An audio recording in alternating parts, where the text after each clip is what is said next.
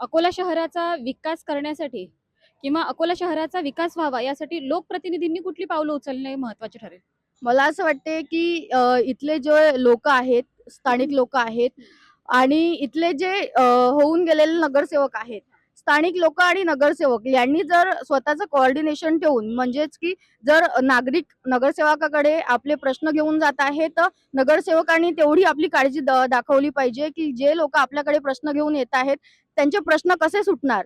आणि येणाऱ्या इलेक्शनमध्ये जेही उमेदवार इलेक्शनमध्ये उमेदवार म्हणून निवडणूक लढवतील, आम्ही त्यांना पहिले तर हे प्रश्न विचारणार आहोत की आपण गेल्या 5 वर्षापासून इथे कामं काय केली आहेत.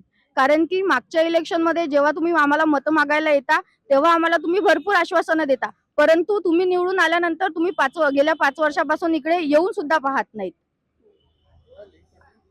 जर आपल्या तरुणांना लोकप्रतिनिधित्व करण्याची जर संधी मिळाली तर त्या बाबीकडे तुम्ही कसं बघाल?